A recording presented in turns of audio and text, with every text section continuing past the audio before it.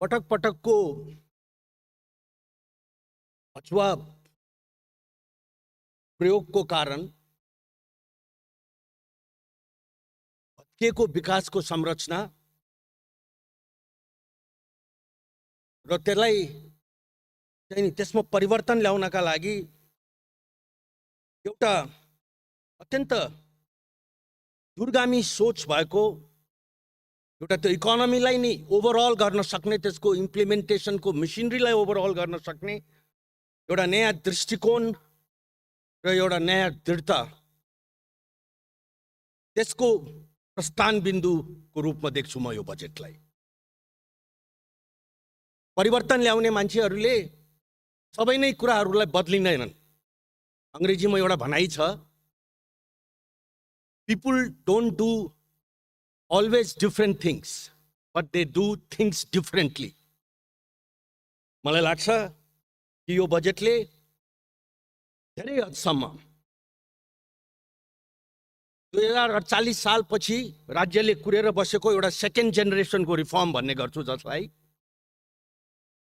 विश्व बदलिँदैछ, छिमेकी राष्ट्रहरू बदलिँदैछन्, नेपालमा काम गर्ने वातावरण बदलिँदैछ, टेक्नोलोजी बदलिँदैछ।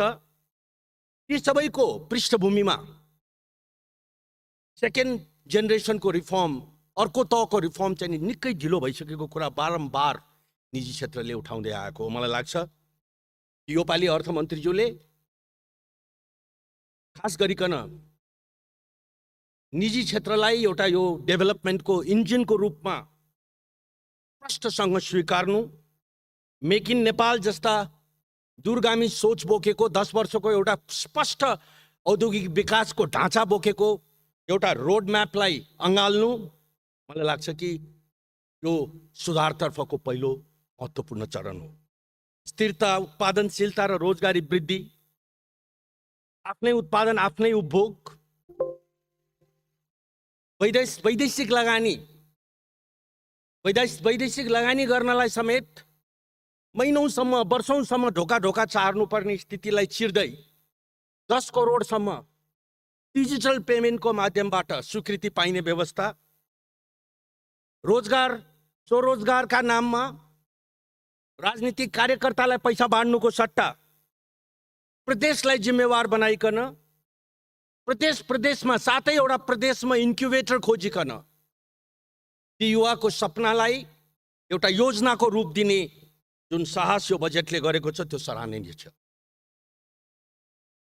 समस्या पैसाको होइन रहेछ भन्ने कुरा विगतका आयोजना, विगतका कार्यक्रमहरूबाट प्रष्ट भइसकेको छ। 7 भन्दा बढी विभिन्न किसिमका योजना आयोगदेखि लिएर प्रधानमन्त्री स्वरोजगार कोषदेखि लिएर विभिन्न ठाउँमा विनियोजन गरिएका बजेटहरू यतिकै खेर गए, बा कार्यकर्तालाई बाँडिए। त्यसलाई व्यवस्थापन गर्नका लागि यो रोजगारीको सबभन्दा प्रमुख समस्या राज्यको, त्यसलाई एड्रेस गर्नका लागि एउटा सिस्टमको खाँचो पर्दछ, जसलाई इन्क्युबेटर भन्दछन्। म कोभिडको समयको स्थितिलाई म यहाँ चाहिँ स्मरण गराउन चाहन्छु सम्माननीय सभामुख महोदय। यदि त्यो बेलामा त्यो प्रदेशलाई जिम्मा नलगाएको भए, स्थानीय सरकारलाई जिम्मा नलगाएको भए, खालि केन्द्रमा मात्र त्यो सीमित राखेको भए कोभिडसँग लड्नु राज्यले सम्भव थिएन। त्यही नै अनुसार त्यसरी नै अहिले यो पालि यो रोजगारी बेरोजगारीको समस्या भनेको त्यस्तै विषम समस्या हो र त्यसमा प्रदेशलाई जिम्मेवार बनाउने, प्रदेशलाई इम्पावर गर्ने, प्रदेशलाई क्यापिटल दिने, प्रदेशका माध्यमबाट युवाहरूका ती सपनाहरूलाई साकार एउटा चाहिँ मूर्त रूप दिने, एउटा चाहिँ गन्तव्यमा पुर्याउने दृष्टिकोणलाई हामी सबैले कसैले पनि नकारात्मक रूपमा हेर्न सक्दैन। पूर्वाधारको कुरा गर्दाखेरि इस्ट वेस्ट हाइवे को लागि 30 अरबको विनियोजन हुनु, त्यसलाई 4 लेन बनाउनु, त्यो नेपालको लाइफ लाइन हो डिस्ट्रिक्टको।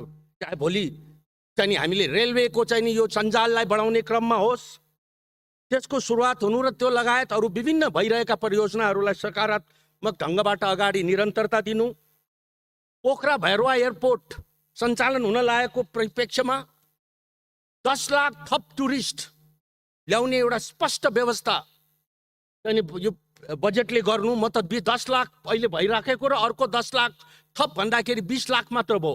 मैले पैरवी गर्ने गरेको छु सभामुख महोदय कि नेपालले चाइना र भारतबाट मात्रै पनि 50 लाख टुरिस्ट ल्याउन सक्छ यदि आफ्ना चाहिँ नि कार्यक्रमहरू उनीहरूलाई ह्यान्डल गर्ने तरिकाहरू उनीहरूलाई चाहिने हामीले पूर्वाधारहरू र त्यो पूर्वाधारमा संलग्न हुने निजी क्षेत्रका ती व्यवसायहरूलाई साथमा लिएर हिँड्न सक्यो भने मलाई लाग्छ कि बजेटले ठ्याक्क त्यही नै दृष्टिकोण अहिले लिएको छ।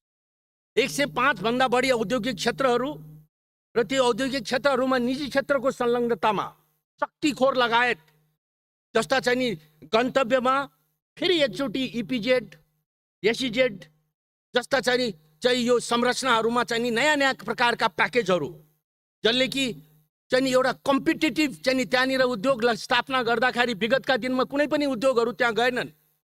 औद्योगिक क्षेत्रको घोषणा नभएको होइन, स्पेसल इकोनोमिक जोन नबनेको होइन, तर कोही पनि गएनन् त्यहाँ।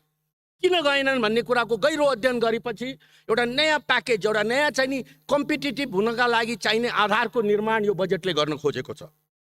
कर्णाली जस्तो ब्याकवर्ड एरियामा हामीले सधैँ उठाउँदै आएका हौँ। कर्णाली र सुदूर जस्ता ठाउँमा यदि उद्योगलाई लिएर जाने हो भने स्पष्ट थप चाहिँ हाम्रा छिमेकी मुलुकहरूको ब्याकवर्ड एरियामा दिएका जस्ता चाहिँ यो इन्सेन्टिभका प्याकेजहरू चाहिन्छन्। त्यसको ठ्याक्कै बन्दोबस्त यो बजेटले गरेको छ। कर्णालीका केही चुनिएका पछाडि परेका कर्णाली र सुदूर जस्ता पछाडि परेका क्षेत्रमा 15 वर्षको चाहिँ इन्कम ट्याक्स छुटको माध्यमबाट नेपालबाट बाहिर शिक्षाका लागि स्टुडेन्टहरू बाहिर जानुको कुनै विकल्प नरहेको स्थितिमा मेडिकल शिक्षातर्फ, आइटी शिक्षातर्फ, टेक्निकल र डिजिटल शिक्षातर्फ उल्टो चाहिँ नि बाहिरका फ्याकल्टीहरू समेतलाई यहाँ ल्याएर प्रदेशमा चाहिँ नि एउटा शिक्षाको एउटा चाहिँ नि ठुलो सञ्जालको निर्माण गरिकन विदेशी स्टुडेन्टलाई समेत अब चाहिँ नि अट्र्याक्ट गर्ने एउटा जुन सोच यो बजेटले लिएको छ त्यो आफैमा चाहिँ नि हाइली एप्रिसिएटिभ छ। कि अब सम्पूर्ण कुराको समाधान एउटा बजेटले मात्र वा एउटा अर्थ मन्त्रालय मात्र दिन सक्दैन सभामुख महोदय। प्रत्येक मन्त्रालय हरेक ती मन्त्रालयलाई सम्हाल्ने त्यो सिस्टम जसको कुरा मैले सुरुमै गरेँ त्यो अलिकति चाहिँ नि ट्र्याक भन्दा बाहिर गएको सिस्टम राजनीतिकरणले पटक पटकको कर्मचारी तन्त्रलाई सरकार बदलिने बित्तिकै बदलिने परिपाटीले त्यसलाई ट्र्याकमा ल्याउनका लागि फेरि एकचोटि राज्यका ती सम्पूर्ण निकायहरूलाई जोड्नु आजको अत्यन्त महत्त्वपूर्ण चुनौती हो। ट्रेडको कुरा गर्दाखेरि ट्रेड डेफिसिटका कुराहरू यहाँ साथीहरूले उठाए। नेपालमा उत्पादन र त्यो पनि भ्यालु एडेड भएका उत्पादन, सिमेन्ट जस्ता उत्पादन, क्लिङ्कर जस्ता उत्पादनहरूलाई छिमेकी मुलुकमा लग्नका लागि 8% को सपोर्ट प्राइसको चाहिँ प्रावधान आउनु, 30% चाहिँ इम्पोर्ट घटाउने स्पष्ट एउटा चाहिँ आँकडामा आधारित चाहिँ एउटा सोच राख्नु र निर्यातलाई चाहिँ अगाडि बढाइकन त्यसमाथि पनि खास गरिकन कृषिको उत्पादनमा चाहिँ आयात कृषिको उत्पादनको मा लाग्ने आयातका भन्सारका दरहरूमा थप चाहिँ त्यसमा चाहिँ एडजस्टमेन्ट गरिकन नेपालको कृषि क्षेत्रलाई प्रतिस्पर्धी बनाउने क्रममा यो बजेटले महत्त्वपूर्ण भूमिका खेल्ने सङ्केत दिएको छ सभामुख महोदय। पश्चिम सेती लगायत मेगा बुढी गण्डकी, नलगढ र पश्चिम पञ्चेश्वर परियोजना, यी परियोजनाका बारेमा हामी लगभग सबै नै जस्ता चाहिँ बजेटमा सुन्ने गर्दछौँ। हामी चाहन्छौँ कि जसरी चाहिँ अहिले हालसालै अरुण 4 को एउटा स्पष्ट चाहिँ बिजनेस मोडल तयार भयो, एउटा जोइन्ट भेन्चरको मोडल तयार भयो, त्यस्तै गरिकन यी मेजर प्रोजेक्ट्सहरूलाई मैले योभन्दा पहिला पनि यसै चाहिँ मञ्चमा यो कुरा उठाएको थिएँ। ती प्रोजेक्टहरूलाई चाहिँ एउटा स्पष्ट चाहिँ दृष्टिकोण, एउटा स्पष्ट दिशाका साथ समय सीमामा बाँधेर यदि त्यसलाई छिन्ने हो भने मात्र हामीले चाहिँ यो ट्रेड डेफिसिटको बहुत ठुलो खाडल पुर्न सक्छौँ। त्यो फाडल पुर्ने दृष्टिकोणतर्फ, दिशातर्फ जलस्रोतलाई त्यसको एउटा माध्यमको रूपमा चाहिँ अगाडि लिएर जाने सङ्केत त्यो बजेटले गरेको छ, त्यो सराहनीय छ।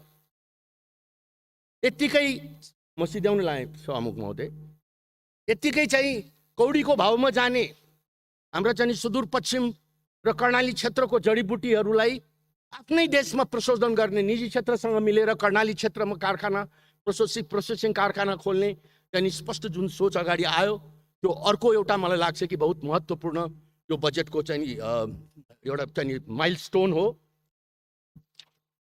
यो बजेटले मैले अघि सेकेन्ड जेनेरेसनको रिफर्मको कुरा गरेँ सभामुख महोदय। टेक्नोलोजी फोकस्ड बजेट भन्छु म यसलाई। Digital bank, venture capital, private equity विभिन्न चाहिँ नि स्टार्टअपलाई चाहिँ नि एउटा चाहिँ नि गन्तव्य दिनका लागि खडा हुने प्रदेशमा खडा हुने इन्क्युबेटरहरू, बाहिरबाट चाहिँ नि वर्क फ्रम होम, बिपिओ जस्ता किसिमका चाहिँ नि अहिले नयाँ टेक्नोलोजी जन्माएका सम्भावनाहरूमा मुलुकलाई जोड्नका लागि स्पष्ट एउटा दिशा सब बाटो खोलेको मैले सङ्केत पाएको छु। एफडिआई को बारेमा मैले अघि उल्लेख गरेँ।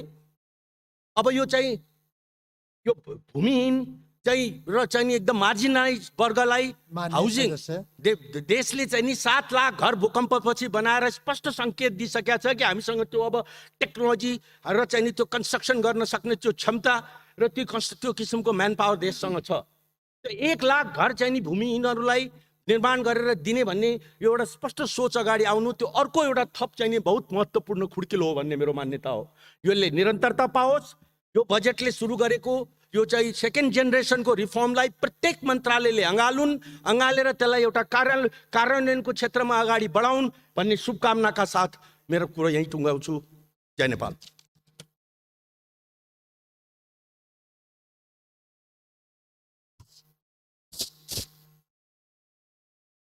मान्य श्री